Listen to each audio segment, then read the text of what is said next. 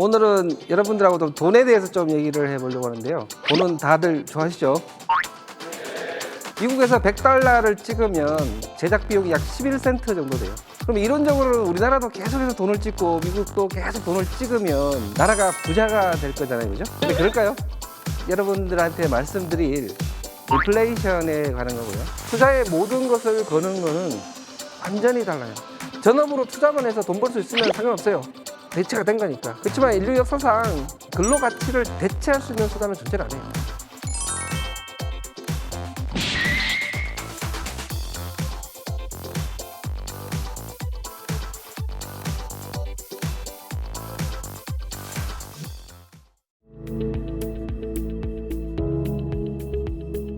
여러분 대단히 반갑습니다. 지성학투 담당 교수 이두형입니다.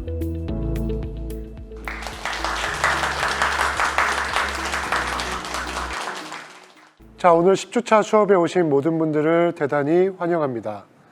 자, 그럼 오늘 강연을 시작하기 전에 온라인으로 수강하고 있는 학생들과 잠시 인사 나눠보도록 하겠습니다. 자, 우리 학생들 여러분들 대단히 반갑습니다. 온라인으로 열심히 강연 들어주시고 또 궁금한 점은 조교들의 안내에 따라서 채팅창에 올려주시면은 제가 대신해서 강연 말미에 강연자분께 제가 질문 드리도록 하겠습니다. 자, 오늘 강연은 사회 분야 마지막 강연입니다. 오늘 사회 분야 마지막 강연을 해주실 분은 서울과학종합대학원의 이병욱 교수님이십니다. 제가 그러면은 오늘 명사분을 간략하게 소개해 드리도록 하겠습니다. 이병욱 교수님의 많은 경력 중에 제가 몇 가지만 말씀드리도록 하겠습니다. 이병욱 교수님께서는 LG전자연구원 삼성생명 주식회사 수석을 지내시고 현재는 금융위에서 많은 위원으로서 활동을 하고 계십니다. 금융위원회 디지털자산자문위원, 법령해석심의위원회 위원, 금융규제혁신회의 위원, 그리고 인공지능연구원의 부사장을 현재 지내시고 계시면서 한국금융연수원 겸임교수, 카이스트 겸직교수, 그리고 서울과학종합대학원 AI 전략경영 주임교수로 재직하고 계십니다. 자, 그럼 오늘 강연해 주실 이병욱 교수님을 큰 박수로 환영해 주시면 감사하겠습니다.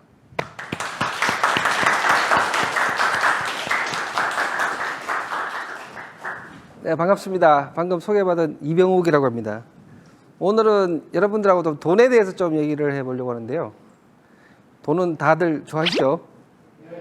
근데 우리가 사실 얼마만큼 돈에 대해서 알고 있을까요? 여러분들 5만 원짜리 있죠, 지폐. 이 지폐를 어디서 만드는가 하면 주로 이제 대전에 있는 조폐창에서 만들어요. 근데 만드는데 한 40일 정도 걸립니다. 만드는데 그럼 돈이 꽤 드느냐? 5만 원 만드는데 인건비 다 해서 돈이 얼마나 들 것 같으세요? 약 200원 정도 듭니다. 국가에서 500원짜리를 하나 찍으면 나라에서는 49,800원이 남는 거죠. 미국에서 100달러를 찍으면 제작 비용이 약 11센트 정도 돼요. 나머지 99.9%는 미국 정부가 가져가죠. 그럼 이론적으로는 우리나라도 계속해서 돈을 찍고 미국도 계속 돈을 찍으면 나라가 부자가 될 거잖아요, 그죠? 근데 그럴까요? 왜 안 그럴까요? 그게 오늘 여러분들한테 말씀드릴 인플레이션에 관한 거고요. 우리가 예전에 뭐 영화를 보든지 TV를 보면 열심히 예금하고 적금해서 부자가 되자라는 얘기를 많이 하잖아요. 사실은 예전에는 맞았어요. 예전에는 돈이 종이가 아니었어요. 적어도 1971년도 전까지만 해도 여러분들이 주머니에 달러가 있으면 미국 정부는 그 달러를 금으로 바꿔줄 의무가 있었어요. 그 약속을 믿고 전 국가는 미국의 고정된 환율을 썼고요. 우리가 이걸 브레트 우즈 협정이라고 불러요. 1944년부터 1971년까지. 지금 보고 계신 저 돌이요. 돈이에요. 얍이라는 섬이 있는데 이 얍이라는 섬은 어디 있는가 하면 호주에서 북쪽으로 약 500km, 필리핀에서 북쪽으로 약 500km 되는 지점에 미크로네시아라는 섬으로 모여있는 국가가 있고요. 거기 얍이라는 섬이 있어요. 거기에는 미국 달러를 공용 화폐로 사용하고 있는데도 불구하고 저 돌을 돈으로 사용하고 있어요. 그래서 집 살 때도 사용하고, 집 살 때는 저 정도 이제 큰 돌이어야 되고요. 친구들끼리 뭔가 나눌 때는 약 30cm 돌도 있어요. 이게 돈이란 게 다른 거하고 마찬가지로 사람들이 발명한 게 아니라 어느 순간 누가 발명한지 모르게 발생된 거예요. 대표적인 게 우리가 지금 말을 하고 있는데 이 말을 누가 만든지 모르죠. 우리말을 누가 만들었어요? 우리 글은 세종대왕께서 만드셨지만 우리가 쓰는 영어하고 우리말은 누가 만든지 모르죠. 인류는 자기가 편하기 위해서 누가 만들었는지는 모르지만 많은 걸 발명했는데 그 중에 하나가 돈이에요. 그 돈을 언제 발명했는가 하면 약 4만 년 전으로 추정이 돼요. 그럼 돈이 없으면 그 전에 어떻게 했죠? 물물 교환을 했어요. 내가 물건이 있고 내가 또 필요한 물건이 있으면 내가 필요한 물건이 있는 사람을 찾아 헤매야 돼요. 그죠? 내가 예컨대 쌀을 가지고 있는데 지금 고기를 먹고 싶단 말이에요. 그럼 일단 고기를 든 사람을 찾아다녀야 되죠. 근데 문제는 찾았다고 해결되는 게 아니에요. 그 고기 든 사람이 내 쌀을 필요로 해야 돼요. 그래서 우리가 이걸 뭐라고 부르는가 하면 직접 교환이라고 불러요. 왜냐하면 서로 필요성이 있어야만 교환이 이루어지거든요. 따라서 비용이 많이 들어요. 돈은 뭐냐면 직접 교환을 간접 교환으로 바꿔준 거예요. 자, 간접 교환은 뭐냐?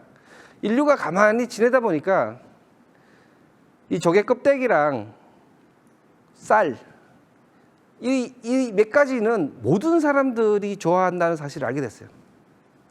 따라서 당장 조개 껍데기가 그 사람이 필요 안 하더라도 누군가에게 조개 껍데기를 건네주면 그 조개 껍데기를 받는 사람은 어떤 믿음이 있는가 하면 다른 사람도 내가 조개 껍데기를 줬을 때 이것을 귀하게 여길 거라는 믿음이 생겼어요. 그래서 수많은 물품들을 가지고 간접 교환을 시작했죠. 간접 교환의 의미는 지금 필요해서 교환이 일어나는 게 아니라 지금 당장에 필요 없지만 나중에 나도 누군가한테 주면 사람들이 반드시 교환에 응할 것이다 라고 믿어서 간접적으로 그 가치를 인정하게 됐다는 의미고요. 돈의 가치는 바로 이 간접 교환에 있어요. 여러분들 주머니에 있는 5만 원은 다른 사람이 주더라도 똑같이 5만 원으로 여길 거라는 믿음이 있죠. 근데 예전에 많은 사람들이 조개 껍데기, 금, 은을 썼을 때와 여러분들 주머니에 있는 5만 원의 가장 큰 차이는 뭐냐면 5만 원은 200원의 가치밖에 없어요. 근데 이 5만 원을 가치로 만든 사람은 누군가 하면 국가예요. 뭘로 만들었나 하면 법으로 만들었어요. 법으로 강제했죠. 따라서 국가가 건전하고 국가가 약속을 잘 지키면 이 가치는 계속 갈 수 있어요. 그렇지만 여러분 초인플레이션이라고 들어봤죠? 국가가 이 약속을 못 지키기 시작하면 국가가 강제로 내린 그 가치는 아무런 의미가 없어요. 유엔에 등록된 국가가 약 한 200개 정도 되거든요. 이 중에서 자국의 통화를 갖고 있는 국가는 반도 안 돼요. 100개밖에 안 돼요. 나머지는 뭐냐? 초인플레이션 때문에 미국 달러를 자기 국가의 그 화폐로 사용하거나 아니면 자국 화폐는 만들었지만 미국과 고정된 환율을 사용해요. 자, 아까도 말했지만 국가가 자국 화폐를 가지고 있으면 5만 원권을 찍어내면 국가는 49,800원의 돈이 남아요. 그럼 이 돈은 누가 메꿔줘야 되는가 하면 여러분들이 노동을 해서 메꿔줘야 돼요. 그런데 국가가 노동으로 메꿀 수 있는 한계가 있겠죠. 그리고 메꿀 수 있는 그 양은 그 국가가 생산하는 노동의 질이 좋으면 좋을수록 메꾸기 쉬워지고 인구가 많으면 많을수록 메꾸기가 쉬워져요. 그래서 초강력 돈이 된 게 흔히 말하는 기축통화라는 거예요. 자, 그런데 여러분은 태어날 때부터 미안하지만 빚을 하나 지고 태어나거든요. 그리고 평생 갚아야 돼요. 그리고 갚으면 또 생기고 갚으면 또 생기고 죽으면 없어져요. 그게 뭘까요? 모든 사람은 빚을 지고 태어나요. 그게 뭐죠? 바로 세금이에요. 국가가 그렇게 돈을 찍어낼 수 있는 배경은 세금을 거둘 수 있기 때문이에요. 그래서 국가가 강제할 수 있는 이유는 누군가가 세금을 내기 위해서는 할 수 없이 노동력을 제공을 해야 되는 거고요. 이제 문제는 각국 정부가 딱 제공할 수 있는 노동력만큼만 종이돈을 찍어내면 아무 문제가 없는데 세상이 안 그렇죠. 여러분 양적 완화라는 얘기를 들어보셨을 거예요. 지금 2001년 일본을 시작으로 미국, 유럽, 그리고 코로나 때 우리나라처럼 돈을 마구 찍어내요. 자, 근데 이 메꿀 노동력을 넘어서게 되면 메꿀 수가 없잖아요. 그게 바로 인플레이션이 돼요. 자, 생각해보면 열심히 예금만 하면 되는데, 그죠? 그러면 투자를 해야 되겠다라는 생각이 드실 거예요. 왜냐? 생각보다 돈이 많아지면요, 100원이 100원이 아니에요. 우리가 인플레이션을 정의하면 모든 물가가 올라가서 다른 말로 하면 돈의 가치가 떨어지는 거죠. 100원이 100원이 아닌 거죠. 100원이 100원 이하의 가치를 할 때 우리가 인플레이션이라고 불러요. 한두 개 물품값이 오른 게 아니에요. 모든 물품이 다 오른 거예요. 자, 그러면 이 인플레이션을 극복할 수 있는 유일한 방법은 인플레이션이 생기는 비율보다 더 많이 벌어야 되잖아요. 그죠? 근데 예금으로는 불가능해요. 항상 인플레이션은 은행이 주는 금리를 넘어설 수밖에 없어요. 왜냐하면 은행은 기본적으로 여러분이 맡긴 돈에 예금을 주는 대신에 여러분들한테 대출을 일으킬 때 그 예금 금리보다 더 많이 받거든요. 그래서 항상 인플레이션은 예금을 넘어서요. 자, 그럼 투자를 해야 되는데 투자 많이 들어봤죠? 그죠? 그럼 투자를 하면 되느냐? 이게 또 녹록치가 않아요. 미국에서 지금까지 가장 성공적이었다고 불리는 펀드가 CGM 포커스라는 펀드예요. 자, 여기 보시는 분이 켄 히브너라는 사람이고요. 이 사람은 어떤 전략을 썼는가 하면 보통 이제 우리가 주식을 할 때 주식을 값이 오를 거라고 생각하면 미리 사두죠. 그 다음에 헐값에 샀다고 생각을 하면 나중에 가격이 오를 때 그 차익만큼의 이익을 보는데 롱숏 전략은 뭐냐면 주식을 단순히 사두는 게 아니라 앞으로 떨어질 것 같으면 공매도를 해요. 공매도는 내가 주식을 갖고 있지 않아요, 지금. 자, 삼성전자가 지금 10만 원이에요. 근데 얘가 5만 원으로 떨어질 것 같아요. 그럼 내가 가지고 있지 않은 삼성전자 주식을 팔아버려요. 그리고는 일정한 기간 내에 한 주를 갚으면 돼요. 자, 내가 10만 원 할 때 삼성전자 주식을 팔았으니까 내 주머니에 10만 원이 들어와 있겠죠. 근데 일주일 뒤에 내가 이걸 갚아야 되는데 일주일 뒤에 삼성전자 주식이 5만 원 돼버렸어요.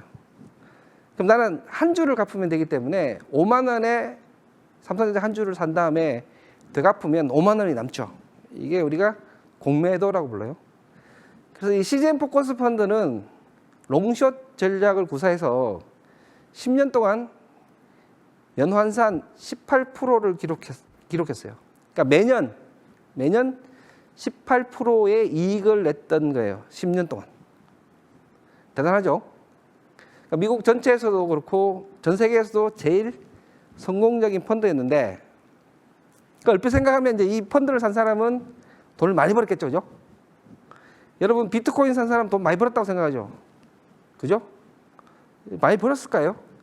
여러분들이 타임머신이 있으면 2017년에 돌아가서 비트코인을 샀으면 부자가 됐을 것 같죠? 그래서 혹은 CGM 포커스 펀드를 샀으면 부자가 됐을 것 같죠? 근데 실제는 안 그래요. 왜 그럴까요? 실제로 CGM 포커스 펀드를 샀던 사람 10년 동안의 평균 수익률이 얼마쯤 될까요? 이 사람이 10년 전에 사서 단 한 번도 안 팔았으면 그 수익률은 18%일 거예요. 그죠? 10년 동안 18%면 약 8배 정도의 수익이 돼요. 대단하죠? 근데 사람들은 중간에 샀다 팔았다 한단 말이에요. 그래서 실제로 CGM 포커스를 산 사람들의 평균 수익률은 얼마쯤 될까요? 얼마요? 마이너스 11%였어요. 믿겨져요? 왜 그런가 하면요, 사람들은 돈을 써야 돼요.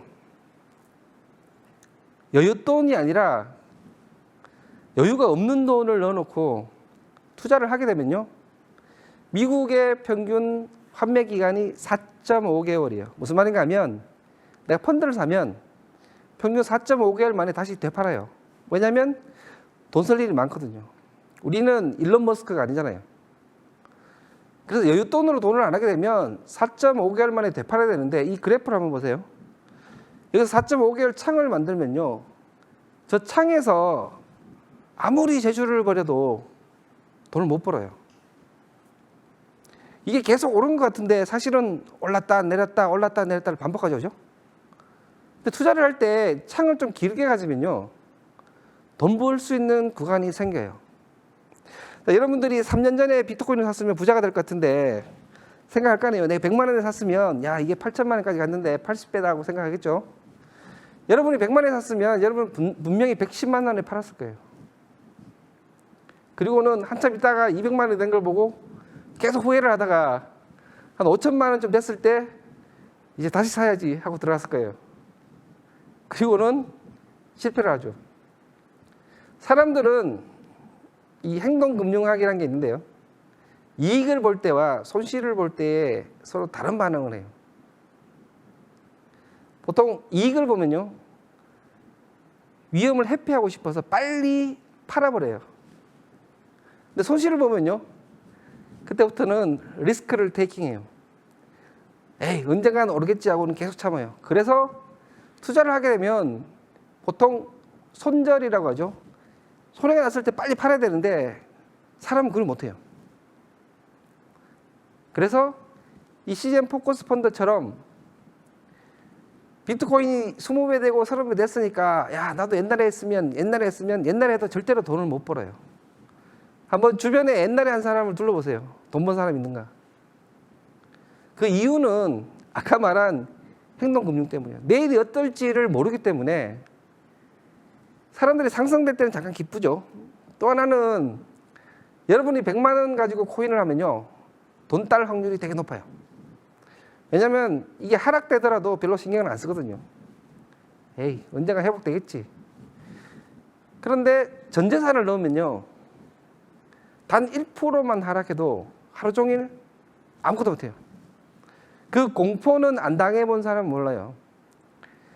그래서 투자로 내가 용돈을 버는 거랑 투자의 모든 것을 거는 거는 완전히 달라요. 똑같은 상황에서 나한테 맞닥뜨리는 느낌은 지옥과 천당이에요.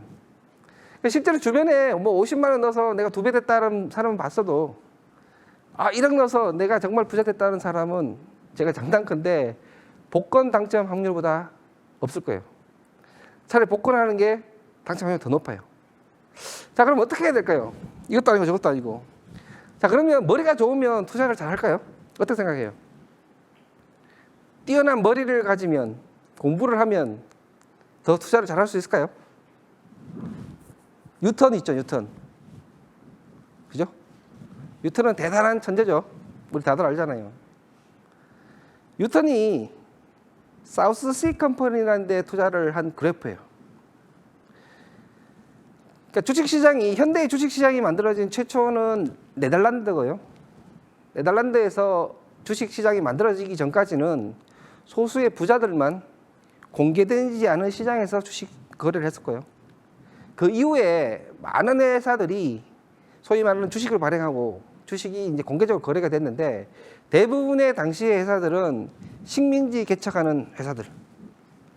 요 사우스 씨 컴퍼니도 마찬가지고요. 자, 저기 보면 처음에 뉴턴이 잠깐 돈을 넣었죠. 제일 밑에 보면. 그리고는 순식간에 2배 이상으로 뛰었어요. 그래서 뉴턴이 중간에 팔죠. 행복하게. 두 번째 있죠. 뉴턴 엑싯 해피. 그래서 야 역시 나는 천재야 라고 생각했어요. 근데 가만히 보니까 친구는 안 팔고 계속 뒀는데 친구는 계속 오르는 거예요. 그 다음 점 보면 친구가 더 부자가 됐죠. 친구가 더 높은 점에서 판 거예요.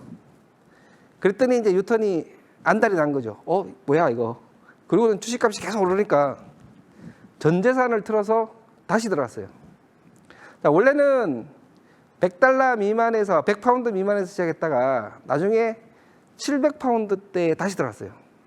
처음에 100파운드 했을 때는 조금만 넣었다가 700파운드 됐을 때는 거의 전 재산을 넣었죠. 그리고는 주가가 잠깐 오르는데 어떻게 됐을까요? 갑자기 주식이 폭락해서 뉴턴은 파산해요. 그리고 뉴턴이 남긴 말이 있어요. 뭐라고 했는가 하면, 내가 그 어려운 전체의 움직임은 다 예측할 수 있겠는데 인간의 광기는 절대로 예측할 수 없다라고 얘기를 했죠. 젊은이들이 왜 코인에 많이 빠지는 줄 아세요? 젊은이들이 착각하는 게 있어요. 투자를 안 해보니까. 보통 처음에 들어가서 돈을 좀 벌면요, 다들 무슨 착각을 하는가 하면 그게 자기의 지적 능력이라고 착각을 해요. 그런 착각을 쉽게 하는 이유는 뭐냐면 자기들이 정보 우위에 있다는 착각을 하거든요. 왜냐하면 대부분의 코인의 정보는 어디로 퍼지는가 하면 커뮤니티를 통해서 퍼지죠. SNS. 그러니까 나이 든 사람보다 나는 SNS도 잘하고 인터넷도 잘하니까 정보 검색도 잘하고, 따라서 나는 정보 우위에 있으니까 나의 지적 능력으로 돈을 벌 수 있다는 착각을 해요. 지금 뉴턴에 의해서 본 것처럼 지적 능력으로 앞날을 예측해서 주가를 예측할 수 있는 사람은 없어요. 하물며 코인 값을 예측하는 건 불가능하죠. 근데 왜 많은 사람들은 거기에 뛰어드느냐? 그렇다고 부추기는 사람들이 있기 때문이에요. 근데 가만히 생각해 보세요. 코인을 부추기는 사람들이 유튜브를 하죠. 방송에 나오죠. 그러면 유튜브에 나와서 버는 돈, 방송에 나와서 버는 돈은 투자 금액이에요? 아니에요. 그 사람들의 근로소득이에요. 대부분 투자하라고 부추기고 대부분 투자해서 돈을 벌 수 있다고 말하는 사람 대부분은 본인의 근로소득을 더 벌기 위해서 다른 사람들한테 투자하라고 정보를 주고 있죠. 아니, 투자 수익을 얻을 수 있는데 왜 힘들게 나와서 그거를 설명하면서 근로소득을 올릴 필요가 전혀 없겠죠. 그게 아이러니예요. 대부분의 리딩방이라는 게 있죠. 투자 정보를 준다고 제공하는 사람들이 추구하는 거는 근로소득이에요. 투자소득이 아니란 말이죠. 자, 그러면 아예 투자를 안 해야 되느냐? 아까 서두에도 말했지만 투자를 안 하면 여러분은 인플레이션을 못 따라가요. 인플레이션을 이길 수 있는 유일한 방법은 여러분의 근로가치가 인플레이션을 뛰어넘어야 되는데, 그러면 계속 승진이 돼야 돼요. 쉽지는 않죠. 또는 인플레이션을 뛰어넘을 수 있는 수단을 가져야 돼요. 그 대표적인 게 주식이에요. 그렇다고 주식을 그냥 뛰어들면 돈을 벌 수 있느냐? 당연히 아니죠. 자, 그러면 도대체 어쩌란 말이냐? 근데 그 진실로 하나씩 들어가 보죠. 자, 코인은 아까도 제가 말씀을 드렸지만 많은 사람들이 어떤 착각을 하고 있는가 하면 이게 부의 지렛대가 될 수 있다는 착각을 해요. 자, 우리가 LTI라는 지표가 있거든요. 론 투 인컴이라고 하고, 한 해 동안 버는 돈이 분모가 되고요, 내가 갖고 있는 총 대출 잔액이 분자가 돼요. 자, 20대가 한 해 동안 버는 돈이 많을까요? 아니면 20대가 갖고 있는 빚이 많을까요? 어떨 것 같으세요? 빚이 많아요? 급격하게 늘어났어요. 2021년 1분기 보면 여러분 갖고 있는 빚이 여러분 버는 돈의 1.5배예요. 왜 이렇게 됐을까요? 사람들은 투자를 하려면 건전한 빚이 필요해요. 그래서 우리가 집 살 때도 빚을 내죠. 그렇지만 그 낸 빚은 투자여야 돼요. 자, 그래서 오늘 할 큰 주제 중에 하나가 아까 인플레이션을 이기는 수단을 하되 투기가 아니라 투자를 하는 방법을 이제 설명드리려는 거고요. 그래서 지금부터는 투기가 아니라 투자를 할 수 있는 방법이 뭔지 여기에 대해서 좀 알아보도록 할게요. 코인에 왜 관심을 가질까요? 너무나 당연한 얘기지만 쉽게 돈 벌 수 있다고 생각하기 때문이죠. 가만히 생각해 보세요. 주변에 쉽게 돈 벌 수 있는 사람들이 넘치면 그 사회는 어떤 행복하고 건전한 사회일까요? 아니면 바람직하지 않은 사회일까요? 여러분 그거 아세요? 우리나라에는 도박죄가 있죠. 도박죄를 왜 만들었는지 아세요? 왜 만들었을까요? 도박을 왜 처벌해야 돼요? 도박을 하는 사람들 여러분한테 피해 준 거 있어요? 근데 왜 막아요? 생각해 본 적 있어요? 도박하는 사람은 적어도 도박하지 않는 사람들에는 피해를 안 줘요. 강도나 도둑들하고는 다르죠. 근데 왜 막았을까요, 도박을? 왜일까요? 바로 근로가치를 훼손시키기 때문이에요. 한 국가가 지켜야 될 가장 큰 가치는 근로가치예요. 모두 다 근로를 해서 돈을 벌고 싶어 하는 국가가 돼야 근로가치가 올라가고 그 국가가 발전하는데, 흔히 말하는 불로소득이 늘면 아무도 근로를 안 하려고 하겠죠.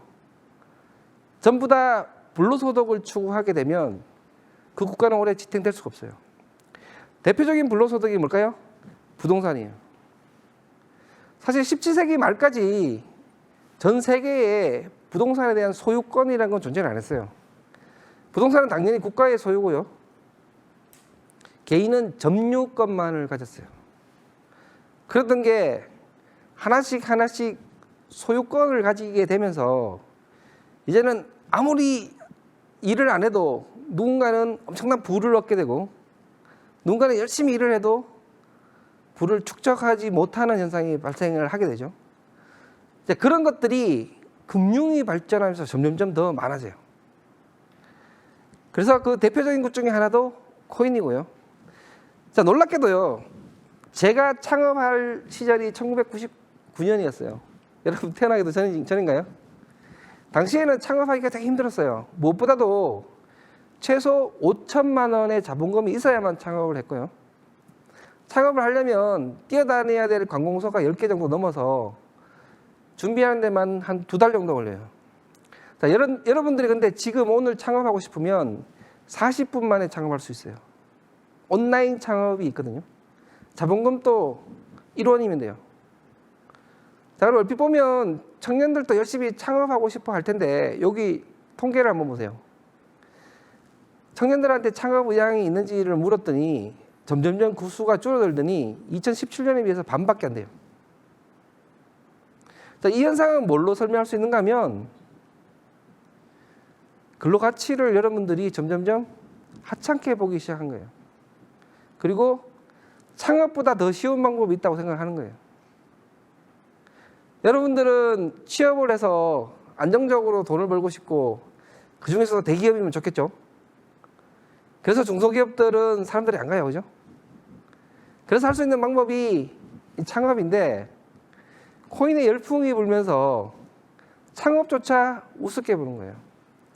자, 지금 가장 큰 문제는 뭐냐면 여러분들 같은 청년 세대가 근로가치를 우습게 생각하기 시작하면 이 사회에는 미래가 없어요. 근데 그걸 해야 하는 너무나 많은 해악들이 지금 생기고 있는 거고요. 근데 왜 대다수 창업을 하면 80% 이상이 실패를 하거든요.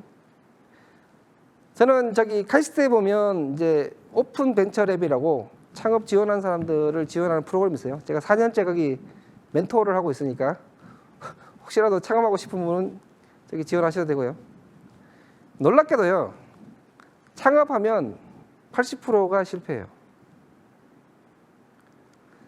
그래서 창업한 사람들이 만든 물품의 80% 가까이는요, 놀랍게도 단 한 개도 안 팔리고 어디 들어가면 쓰레기통에 들어가요. 단 하나도 안 팔려요. 자, 그래서 왜 실패하는지를 좀 알려드리고 싶고요. 의외로 창업할 때 성공할 수 있는 방법이 간단해요. 하나만 바꾸면 돼요. 잘 안 바뀌어서 그렇지. 여러분 그거 생각해 본 적 있으세요? 여러분들은 나중에 사회에 나갈 때 여러분이 가져야 될 덕목이 과학자적인 사고를 해야 될지 아니면 기술자적인 사고를 해야 될지를 생각해 본 적이 없죠. 과학자하고 기술자는 기본적으로 어떤 마인드가 다를까요?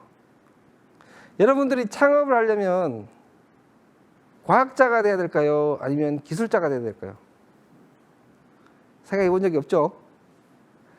자, 과학과 기술을 제가 구분시켜 드리고, 여러분들이 정말 나중에 창업을 하려면 과학자적인 마인드를 가져야 되는지 아니면 기술자적인 마인드를 가져야 되는지 지금 설명을 드릴게요. 자, 여러분들이 잘 아는 과학자, 좀 전에 나왔던 뉴턴이 있죠. 뉴턴은 대표적인 과학자죠. 뉴턴은 사과나무에서 사과가 왜 떨어지는지 궁금해요. 그죠?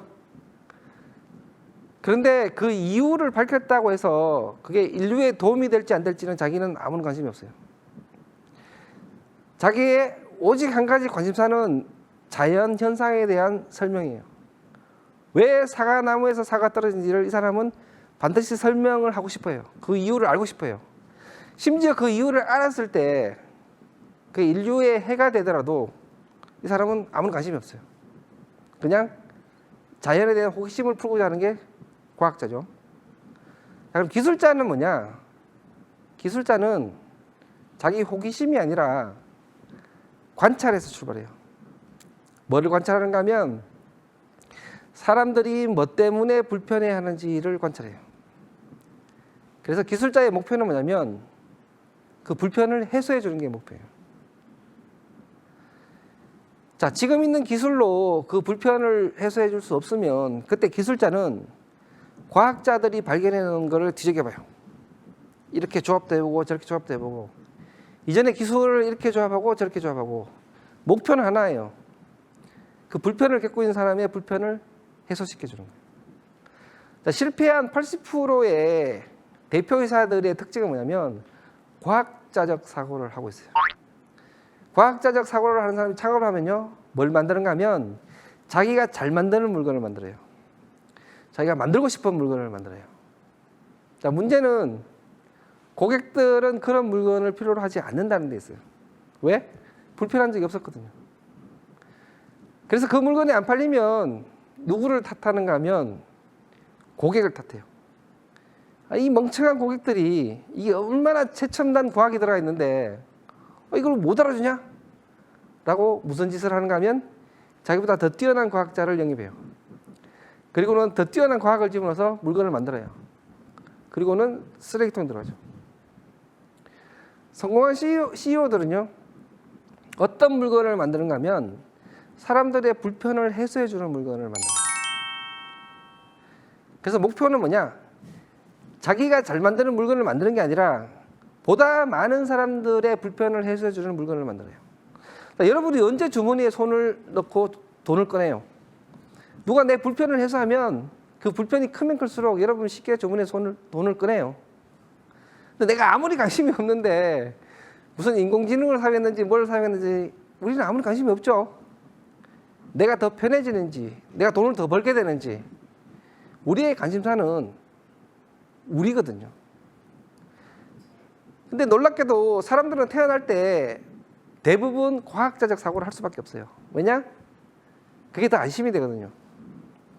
그래서 창업을 하게 되면 기본적으로 자기가 잘 만드는 물건부터 만들려고 해요.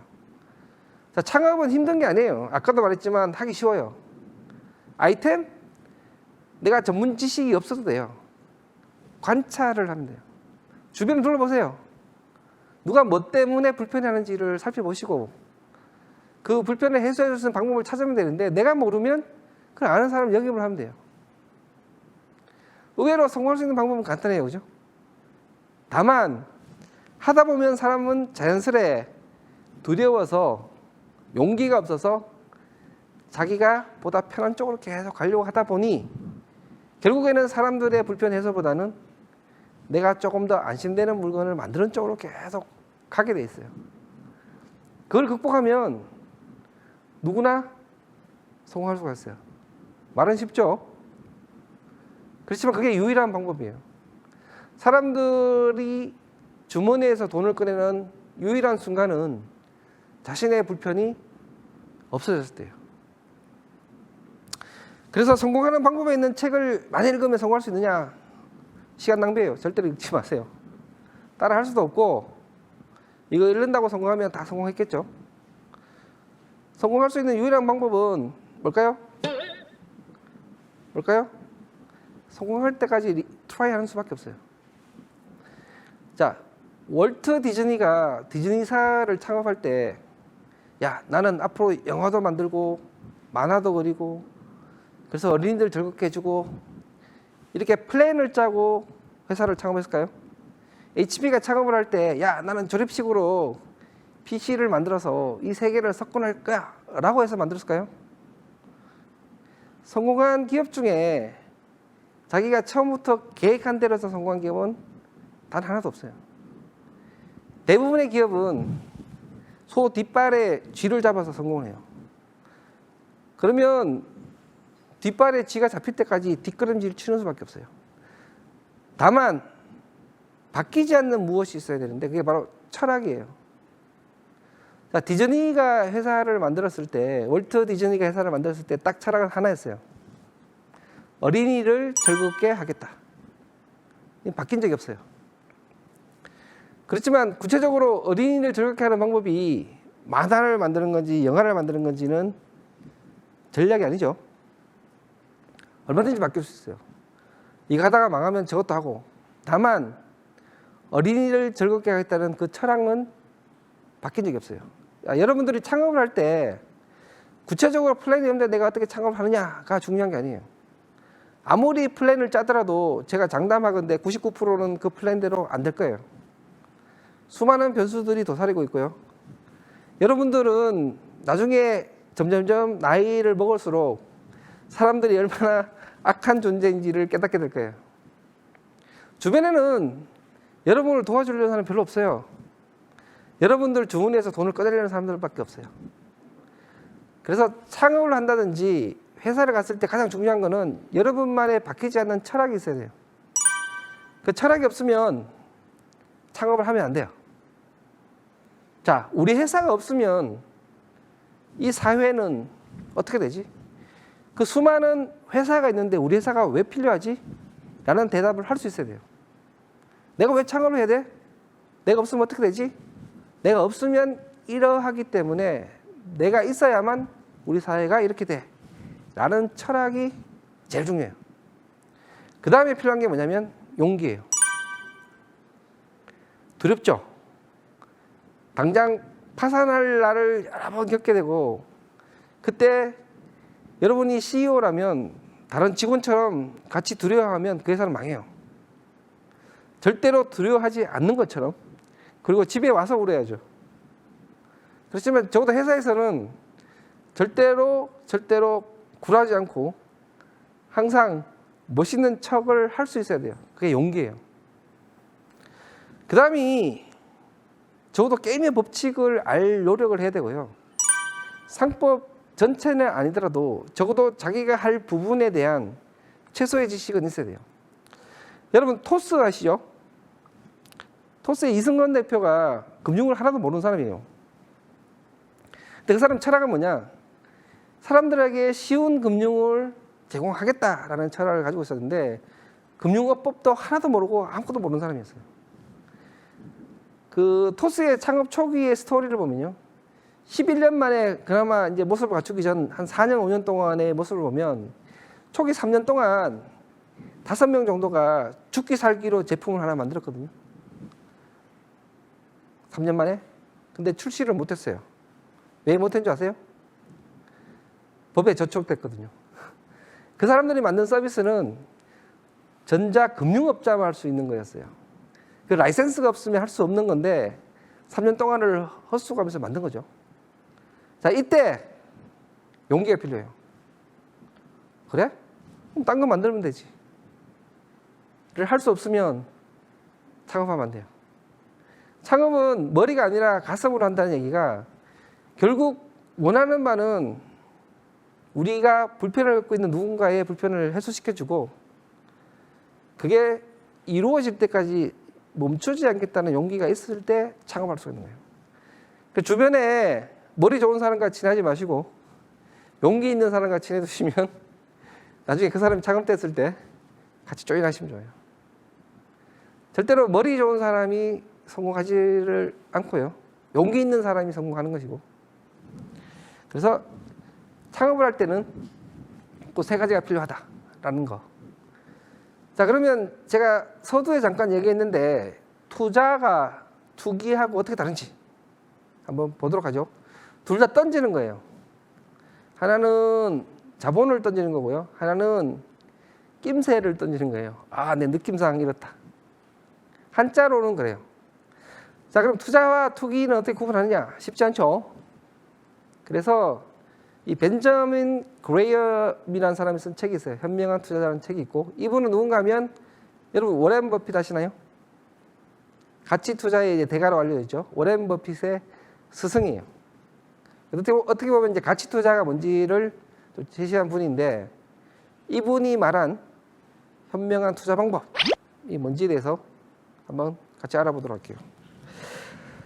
자, 여러분 스스로 금융 문맹이라고 생각하세요? 금융을 잘 알아요? 설문조사를 해보면요, 스스로 금융 교육이 필요하다고 생각하는 사람이 무려 90%가 넘어요. 그런데 정작 금융 교육을 받을 때는 거의 없어요. 무엇보다도 약간 시간과 돈을 들여서 금융 교육을 받더라도 대부분은 별로 도움이 안 됐다고 대답을 했어요. 왜 그런가 하면 들어도 모르거든요.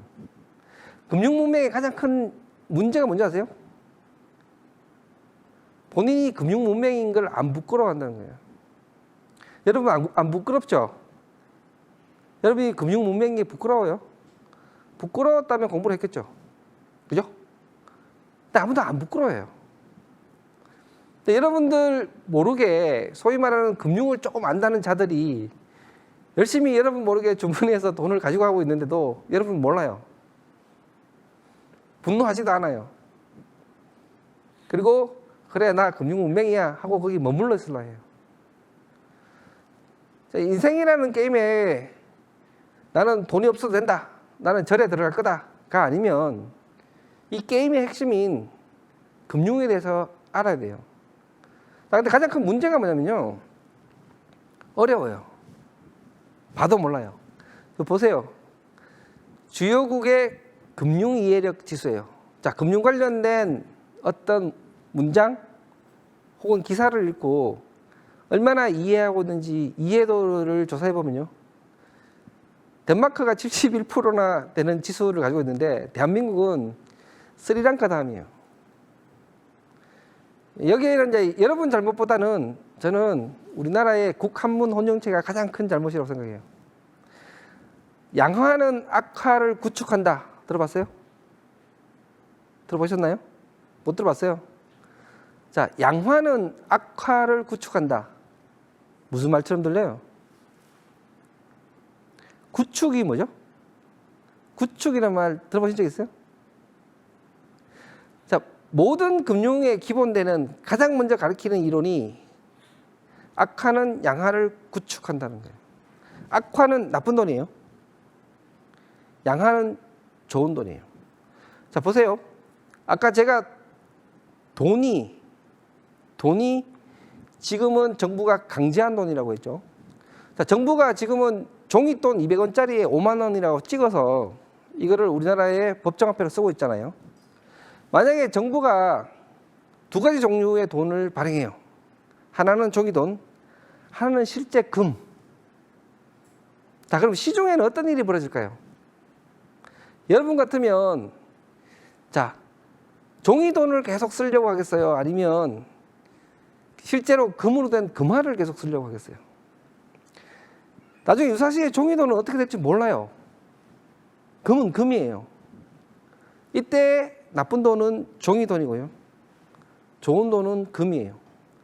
자, 재질의 재료 가치가 다른데 누군가가 액면을 강제해서 똑같이 맞춰버리면 재료값이 더 좋은 게 양화가 되죠.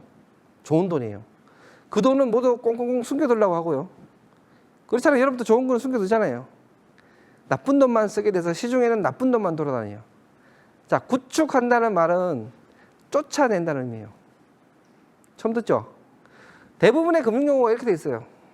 그래서 꼰대처럼 들릴지 몰라도 여러분들이 한자 공부를 못하면요, 나중에 상법을 모르고요, 그럼 게임의 법칙을 몰라요. 물론 몰라도 돼요. 대신에 그걸 아는 사람을 주변에 두셔야 돼요. 자, 스스로 모든 걸 할 필요는 없어요. 내가 부족한 부분은 그걸 메꿀 수 있는 사람을 만나면 돼요. 그러려면 내 부족한 부분을 먼저 알아야 되고 그 부분을 메꿀 수 있는 사람을 만나면 돼요. 그러면 여러분들이 창업에 성공할 수가 있어요. 자, 우리가 흔히 말하는 소득이란 게 종류를 크게 나누면요. 제일 먼저 경제활동으로 벌어들이는 소득이 있고요. 아까 말한 나쁜 돈, 불로소득이라는 게 있어요. 자, 제가 빨간색으로 칠해놨죠. 또 이 경제활동으로 벌어들인 돈도 크게 두 가지로 나누는데 하나는 재산소득이고 하나는 근로소득이에요. 재산소득도 제가 분홍색으로 칠해놨죠. 재산소득도 실제로는 근로라기보다는 있는 자가 이자를 받거나 배당을 받거나 자기 토지를 임대하거나 해서 버는 돈이에요. 엄밀히 말하면 근로소득은 좀 다르죠. 자, 가장 나쁜 거는 불로소득이에요. 불로소득은 도박이나 복권으로 이제 벌 수 있는 사행소득이 있고요. 나머지는 이전소득이 있어요. 대표적으로 유산이 있죠. 아버지가 나한테 줄 수가 있고. 또 하나가 정부가 부자들한테 세금을 깎아주면 그 돈은 공적인 세금 환급을 통한 이전소득, 트랜스퍼 머니가 돼요. 자, 불로소득 쪽이 점점 커지면 근로소득 비율이 점점 줄어들 수밖에 없겠죠. 자, 세상은 어떻게 바뀌고 있는가 하면 지금 보고 계신 게 소득이 높은 순위와 소득이 낮은 사람들의 각각의 소득 비율이 어떻게 되는지를 보여주고 있어요. 자, 1분위 소득에 있는 사람들은 오히려 근로소득이 줄어들었지만 어디서 돈을 벌었죠? 공적 이전 소득, 누군가가 세금을 깎아준 거예요. 그리고 사적 이전 소득, 누군가가 유산을 준 거예요. 그렇지만 소득 순위가 낮으면 낮을수록 대부분 근로소득에서 벌 수밖에 없죠. 자, 점점 세상이 바뀌어 나가고 이렇게 불로소득 부분이 점점 커지기 때문에 청년들의 분노가 커지는 거예요. 사회가 잘못되고 있어요. 이 시작점은 여러분이 아니라 금융회사가 가장 큰 책임이 있어요. 그 중에서도 은행이 가장 큰 책임이 있어요. 원래 은행의 목적은요, 자금 조달을 중간에서 중개하는 간접 금융이 원래 목표였어요. 그래서 은행은 원래 돈을 많이 벌면 안 돼요. 근로가치를 일으키는 제조업체들에게 돈이 쉽게 흘러갈 수 있도록 혹은 돈을 통해서 창업하고자 하는 개인들한테 돈이 쉽게 갈 수 있도록 돈을 가진 자와 돈을 필요로 하는 자를 쉽게 매칭해주는 역할이 은행이었거든요. 근데 지금의 금융회사의 역할은 많이 달라졌죠. 스스로 금융상품이라는 걸 만들어요. 그래서 여러분들한테 막 팔죠. 근데 그 대부분의 금융상품은 사회에 아무런 가치가 없는 것들이에요. 그 대표적인 게 파생상품이라는 거죠. 그래서 놀랍게도 여러분은 잘 모르실 것 같은데 우리나라에 자본시장법이라는 게 있거든요. 거기 보면 재밌는 법조항이 하나 있어요. 여러분, 주식은 도박이에요, 아니에요? 어떻게 생각하세요? 도박이에요, 아니에요? 몰라요? 우리나라 형법 제246조가 뭐냐면 도박죄예요. 그런데 놀랍게도 주식은 우리나라 형법 제246조에 저촉이 돼요. 주식은 도박이에요. 근데 왜 안 잡아갈까요? 그게 자본시장법 제10조 3항을 보면요. 어떤 조항이 있는가 하면 주식 같은 금융투자 상품은 형법 246조를 적용하지 아니한다라는 문구가 있어요. 기본적으로 원금 손실이 가능한 모든 금융상품은 도박이에요. 그런데 국가가 허용한 도박이에요. 왜? 사회적 가치가 있다고 믿기 때문이에요. 그 사회적 가치는 기업들이 자본을 조달할 수 있다고 믿는 거예요. 그래서 우리가 이걸 자본시장이라고 부르거든요. 따라서 자본시장 역할을 하는 사회적 가치가 있기 때문에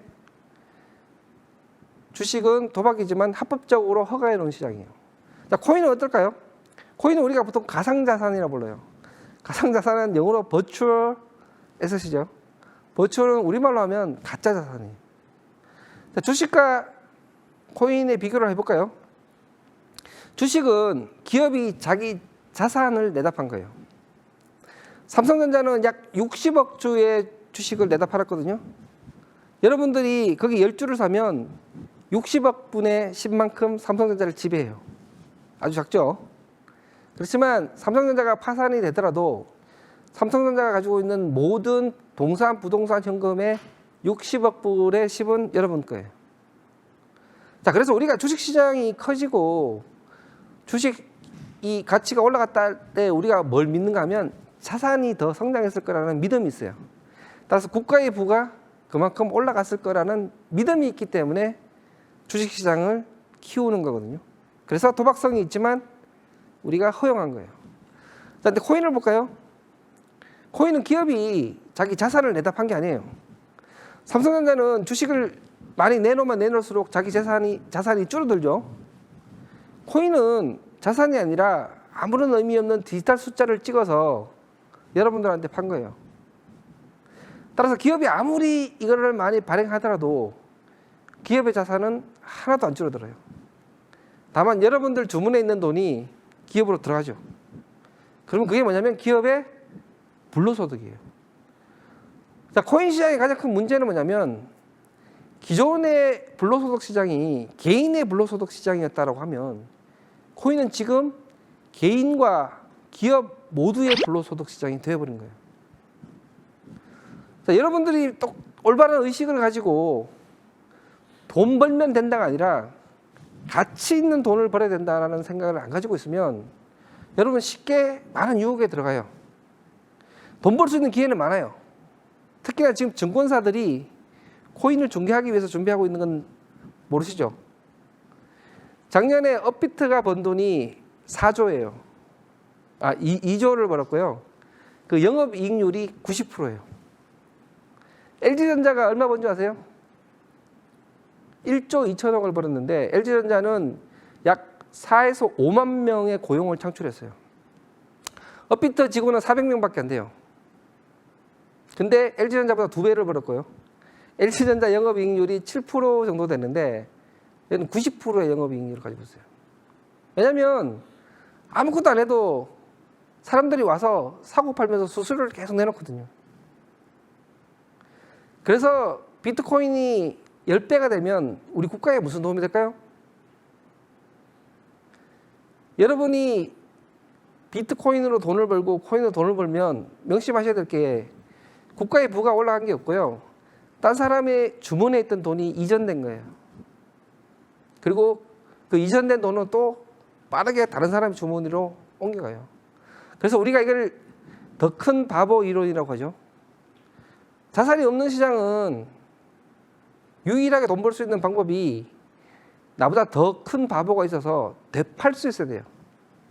그리고 이 시장은 되팔 수 있다는 믿음이 생성된 시장이에요.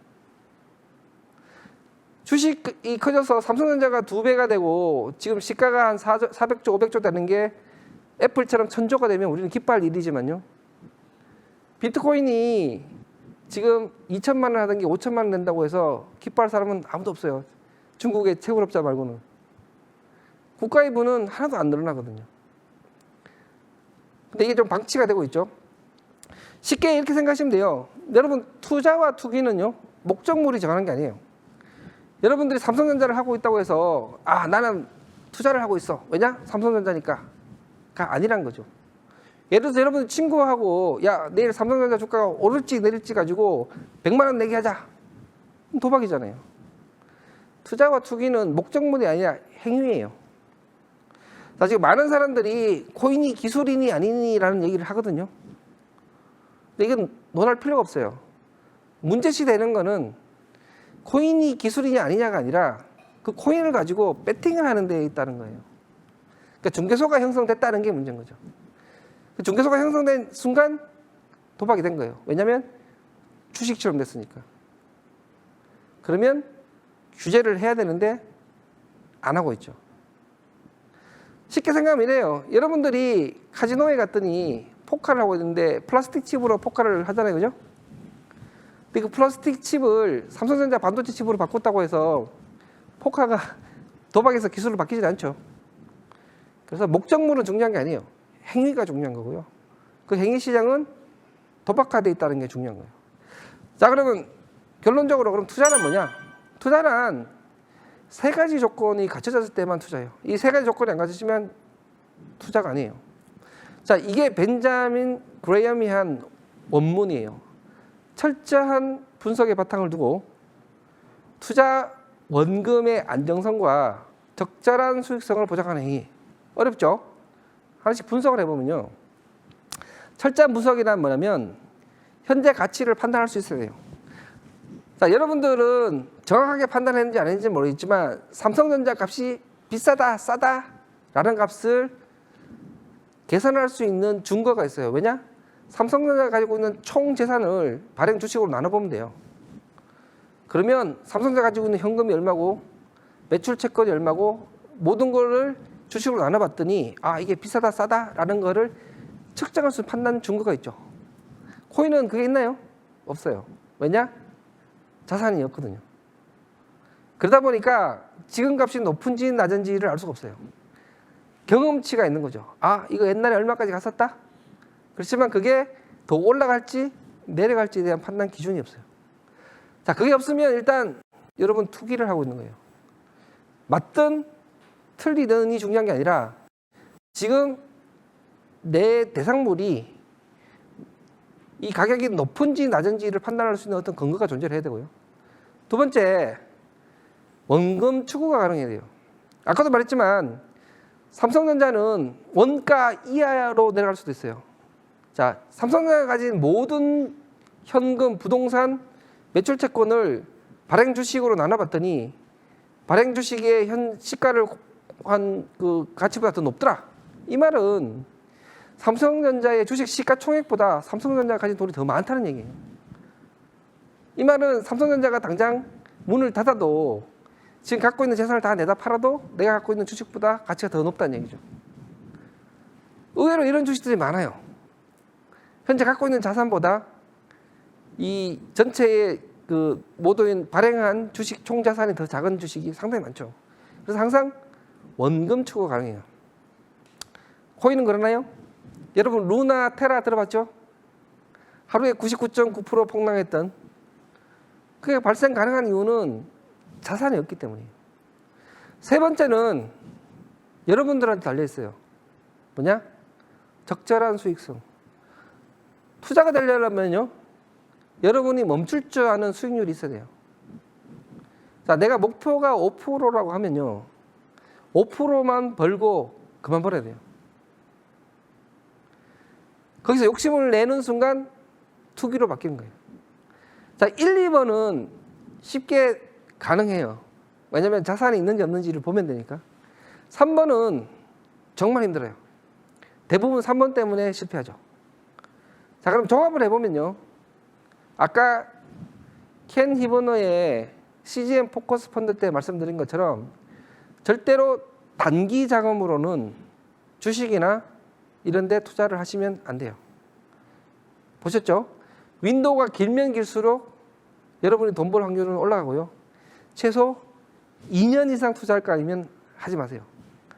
무조건 예금을 하시는 게 낫고요. 하셨으면 적절한 수익률을 반드시 정해놔야 돼요. 그 적절한 수익률은 뭐냐? 지금 예금 금리가 얼마면 그 금리보다 2배 정도는 내가 벌고 싶다라는 목표가 있어야 되고요. 그래서 이 시간과 적절한 내 수익성을 컨트롤할 수 있는 내 마인드가 갖춰졌을 때만 여러분들이 투자를 하시면 돼요. 아까도 말씀드렸지만 이 셋 중에 하나라도 안 되면 그건 투기를 하고 있는 거고요. 기본적으로 코인은 투자가 될 수 없는 게 1, 2번을 만족하지 않아요. 할 수가 없어요. 그래서 적어도 벤자민 그레이엄에 따르면 코인은 투자가 될 수가 없어요. 그래서 워렌 버핏도 계속 얘는 도박이라고 얘기를 하죠. 아까도 말했지만 주식도 도박이에요, 여러분. 모든 금융 투자 상품은 도박이에요. 보험, 그렇죠? 자, 그러면 창업이냐 코인이냐 우리가 참 고민이 많아요, 그죠? 가장 확실한 거는 근로가치를 상승시키는 거예요. 근데 많은 청년들이 그래요. 몰라서 하는 소리라고. 기회가 없다고. 자, 근데 여러분들이 더 모르는 소리가 있어요. 그러면 코인이 대체 수단이 돼야 되지, 코인은 보완 수단밖에 안 돼요. 방법이 없어요. 대체 수단이라고 믿는 순간 여러분들은 큰 착각을 이제 하게 되는 거죠. 자, 근로가치를 여러분들 우습게 보려면 근로가치를 대체할 수 있는 다른 수단이 존재해야 돼요. 전업으로 투자만 해서 돈 벌 수 있으면 상관없어요. 대체가 된 거니까. 그렇지만 인류 역사상 근로가치를 대체할 수 있는 수단은 존재를 안 해요. 아까도 얘기했지만 코인으로 얼마 벌자, 코인으로 얼마 벌었다라고 리딩만 하는 분들은 투자 수익이 아니라 자기의 근로가치를 높여서 근로소득을 추구하고 있는 사람들이에요. 그것만이 유일한 방법이에요. 자, 그러면 뭐가 더 쉬우냐? 코인이 쉬우냐? 창업이 쉬우냐? 판단해야 되겠죠. 그리고 코인으로 돈 벌 확률, 창업으로 돈 벌 확률을 계산해 봐야 될 것이고요. 그죠? 자, 쉽게 돈 벌 수 있는 방법은 많아요. 근데 쉽게 돈 벌 수 있는 확률은 없다고 보시면 돼요. 차라리 복권도 쉽게 돈 벌 수 있죠. 근데 복권은 아시다시피 814만 분의 1의 확률을 뚫어야 돼요. 자, 결론으로 돌아와서 현재 우리가 종이돈을 쓰는 한 여러분들은 근로가치를 추구해야 되고요. 근로가치를 추구함에 있어서 가장 좋은 방법은 회사 혹은 창업이라는 거죠. 자, 여기까지 좀 설명을 드리고요. 이제 질문 한번 받아보도록 하겠습니다. 사회학과 기선호입니다. 네, 저 질문은 교수님 강의 내용처럼 보다 안정적이고 확실한 자본을 모으기 위해서는 본인의 근로가치를 향상시켜야 한다고 하는데요. 현재 청년들 사이에서는 이제 소위 이야기로 이제 스펙 인플레이션으로 인하여 대활동이나 자격증 취득을 통해서 본인의 스펙을 쌓아도 이게 너무 공통화되어 간다고 이렇게 느끼고 있는데, 근데 팬데믹 이후에 이제 금리나 부동산 자산의 불안정의 영향으로 자본이 많지 않는 청년들이 소액으로 투자할 수 있는 코인과 주식에 이렇게 투자를 하고 있다고 생각을 하는데, 이런 현상에 대해서 교수님 어떻게 생각하시는지 궁금합니다. 그러니까 이제 가장 큰 거는 잘못된 믿음인 것 같아요. 아까 얘기했지만 근로가치를 대체할 수 있는 대체 수단이라는 잘못된 믿음이 존재를 하는 것 같고요. 근데 아까도 말씀드렸지만 절대로 근로가치를 대체할 수 있는 수단은 지구상에 존재를 안 해요. 오히려 아이러니하게도요, 여러분이 근로가 싫으면 그만큼 근로를 더 하셔서 아까 말한 근로가치 중에 다른 투자 가치를 할 수 있는 부분으로 하려면 시드가 필요하고요. 근로를 하기 싫으면 근로를 먼저 하셔야 된다는 게 사실은 정답이에요. 그렇지만 많은 청년들은 근로가치를 하고 싶어도 일자리가 작다라고 말씀을 하시는데 그건 해결할 수 있는 방법이 없어요.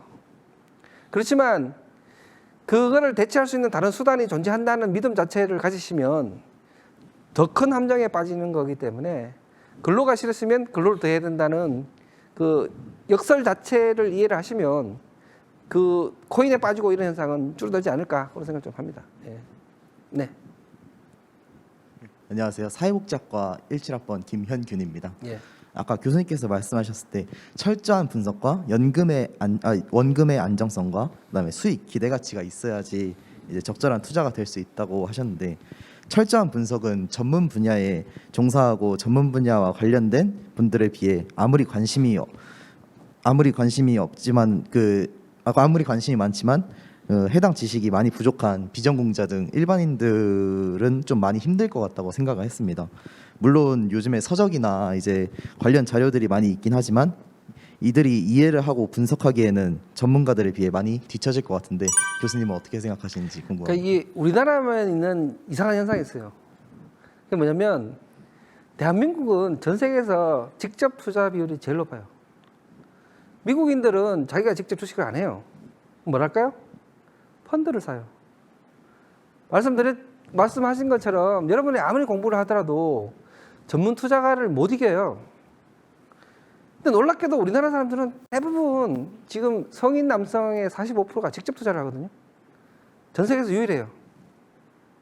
그래서 투자를 하라고 그러면 방금 말씀하신 것처럼 본인이 직접 투자해야 된다고 생각하시는데 펀드랑 혹은 주식에 더 가까운 ETF라는 게 있거든요.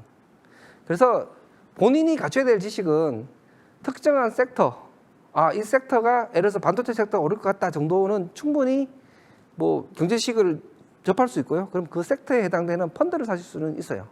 그렇지만 어떤 경우라도 직접 투자하실 생각은 웬만하면 안 하시는 게 좋아요. 이게 아마 우리나라가 소위 말하는 브로커 문화가 좀 발달을 안 하다 보니까 브로커 피도 아깝고 내가 직접 하면 잘할 수 있지라는 그 마인드에서 비롯된 것 같은데 우리도 이제 기관 투자자들을 믿고 펀드를 좀 더 해야 되는 그런 식으로 좀 마인드 좀 바뀌셔야 되고요. 그러니까 공부로 그걸 극복하겠다고 생각하시면 안 돼요. 절대로 공부를 극복을 못 하세요. 네. 법학과 이성아입니다. 저는 교수님께서 그 코인을 가짜 자산이라고 표현하신 부분에 대해서 좀 질문하고 싶은데요. 코인이 처음 등장했을 때 법원에서는 코인의 자산적인 가치를 인정하지 않았다가 최근에 이제 대법원 판례를 변경해서 이제는 코인의 자산성을 인정하고 있습니다. 이렇게 코인을 바라보는 우리 사회의 인식이 많이 변화해 나가고 있다고 생각하는데 여기에 대해서 교수님의 입장은 여전히 회의적이신지 코인의 자산성에 대해서 어떻게 생각하시는지 궁금합니다. 일단 우리 인식이 바뀌었다고 말씀하는데 사실은 인식이 바뀐 게 없어요. 그러니까 여러분이 뭘 구분하셔야 되면 재산과 자산은 다른데요. 법률 용어에는 자산이라는 게 없어요. 법률 용어는 다 재산이고 아까 말한 대법원 판례도 재산이거든요. 재산의 의미는 경제적 이익을 추구할 수 있으면 다 재산이기 때문에 대법원 판례는 뭐로 보시면 되는가 하면 이게 사기의 목적물이 되려면 재산 추구가 가능해야 되거든요. 코인이 사기냐 아니냐의 판단을 하려면 코인이 사기죄가 성립되려면 재산 이익 추구가 가능해야 돼요. 그러니까 이익 추구가 가능할 수 있다. 그렇기 때문에 재산이다라는 판단과 또 뭐 예를 들어서 최근에 이제 비트코인을 몰수할 수 있다라는 거거든요. 그 똑같이 이제 재산상이라는 거는 경제적 가치를 가질 수 있는 방법이 있다라는 거지. 우리가 말하는 자산은 우리가 가지고 있음으로써 다른데 재투자가 가능하고 그거로부터 또 다른 뭔가가 가능했을 때 우리가 총체적으로 이제 회계상으로 자산이라고 부르거든요. 근데 자산이라고 부르려면 자산 자체가 이익을 내서 배당이 가능해야 돼요. 근데 그 자체로 아무 그 이익이나 배당을 못 내고 되팔아야만 되는 수단을 과연 자산으로 부를 수 있느냐 없느냐는 거는 이견이 많고요. 그것도 자산이라고 주장하시는 분도 있지만 그게 자산이 아니라고 주장하시는 분도 많기 때문에 단순히 이제 뭐 법원 판례가 재산이라고 났다고 해서 인식이 바뀌었다느냐 요거하고는 좀 이제 거리가 있다 이렇게 생각하시면 될 것 같아요. 네. 도시계획학과 서유빈입니다. 네. 최근 가천대학교는 창업대학을 개설했습니다. 이는 창업에 관심 있는 학생들을 가르치고 피드백하는 과정을 통해 창업 성공 가능성을 높이고자 하는 것 같은데 이런 전문적인 창업 교육을 받으면 창업 실패를 줄일 수 있는지 궁금합니다. 만약 전문적인 교육을 받아도 교수님께서는 창업에 대한 실패 가능성이 여전히 크다고 생각하신다면 강의 중에 말씀하신 것 외에 다른 요인은 무엇인지 여쭙고 싶습니다. 그러니까 창업 교육이 해줄 수 있는 부분이 있고요. 못 해주는 부분이 있겠죠. 그러니까 기본적으로 성공할 수 있느냐 없느냐는 창업 교육하고는 전혀 상관이 없어요. 근데 성공할 수 있는 확률을 높일 수 있느냐라는 측면은 창업 교육이 되게 대단히 중요해요. 여러분들 주변에는 수많은 지원 제도와 수많은 투자금들이 있거든요. 이거를 잘 활용하는 방법 그리고 그 돈을 효과적으로 내가 투자 유치를 할 수 있는 방법들은 반드시 교육을 받아야 되고요.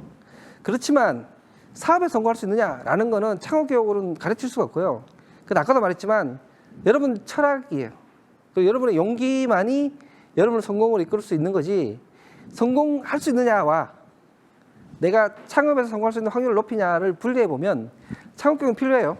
그렇지만 창업 교육을 받았다고 해서 내가 안심해서는 안 된다. 이 정도로 좀 정리를 해볼 수 있을 것 같습니다. 네. 네, 저희가 오늘 이병욱 교수님 정말 너무 좋은 강연을 해주셔서 저희가 어떻게 보면 문화적으로 봤을 때 좀 돈에 대해서 이렇게 이야기하는 것을 조금 꺼려하는 부분도 있는데 오늘 정말 마음껏 돈에 대해서 이야기할 수 있어서 너무 좋았던 것 같습니다. 그리고 저 교수님 강연 들으면서 제가 칭찬과 꾸지람을 동시에 받은 것 같거든요. 제 생각에는 칭찬이라고 하는 거는 제가 전혀 코인을 하지 않았다는 부분이고요. 네네. 꾸지람은 동시에 주식도 하지 않았기 때문에 금융 문맹인으로서 어찌 보면은 훨씬 더 공부를 해야겠다라는 생각을 했습니다. 그리고 또 교수님 말씀해 주신 것 중에 근로가치에 대한 강조가 저도 정말로 공감을 합니다. 저 같은 경우에 특히 이공계에서 학생들을 지도를 해야 되고 대학원생들을 연구에 몰두시키기 위해서는 근로가치가 기본이 되는 사회가 되어야지만 우리가 훨씬 더 많은 과학적 발전과 그 다음에 훌륭한 인재를 양성할 수 있기 때문에 저도 그 부분에 굉장히 공감을 하고 어찌 보면은 기성세대로서 청년들에게 그 부분의 해결을 위해서 훨씬 더 노력을 해야겠다라고 오늘 생각이 들었습니다. 오늘 너무 좋은 강연 해주신 이병욱 교수님께 다시 한번 큰 박수 부탁드립니다. 너무 감사드립니다. 네. 저희가 오늘로써 사회 분야가 이제 강연이 다 끝났고요. 다음 주부터는 조금 주제를 바꿔서 환경 분야 세 분의 명사분들께서 또 다양한 이야기를 전달해 주실 계획입니다. 그러면은 오늘 수업은 이것으로 마치고 다음 주에 다시 찾아뵙도록 하겠습니다. 감사드립니다.